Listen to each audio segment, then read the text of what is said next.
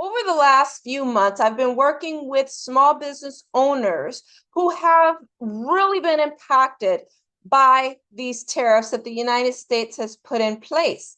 And they were impacted based on the country where they were importing their products for a final product that they were selling here in the United States, or depending on the particular industry, if they were importing certain products that had high tariff rates that were necessary for their final tangible good. So the question becomes, okay, well, what can we expect when we're looking at the tariffs that are taking effect this month in August 2025? Hi, I'm Dr. Sarita Jackson, founder and CEO of the Global Research Institute of International Trade. Welcome to another episode of Trade on Tuesdays at 2.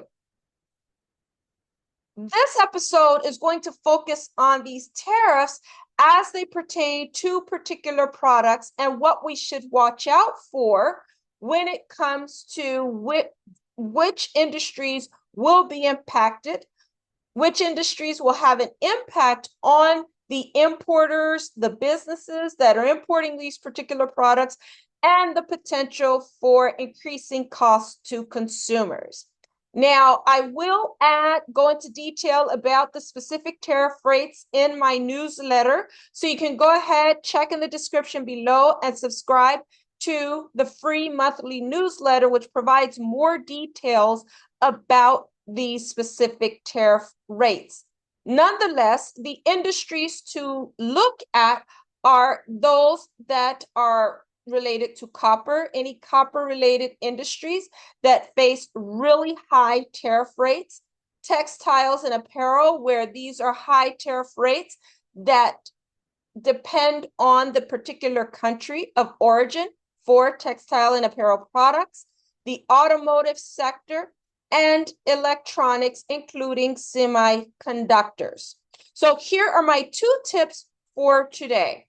When understanding these tariffs and what impact they have, instead of the broad, oh, because there are tariffs, I'm impacted, to really know which tariffs are being applied to which products that will have an impact on businesses as well as consumers. So to look at the specific industries such as electronics and even food industries.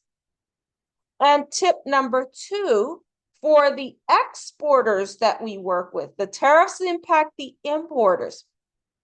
But for those companies that are exporting, selling their good to markets around the world, for now, you still have access to those different markets without the retaliatory tariffs, considering many countries are moving forward with signing trade agreements with the United States, and they are either putting a pause on any retaliatory tariffs, as in the case of the EU, at least at the point of this recording, or have not made public any retaliatory tariffs, as in the case of Japan, which recently signed a trade agreement with the United States. So those are my 2 tips for today. Thank you for joining me on another episode of Trade on Tuesdays at 2.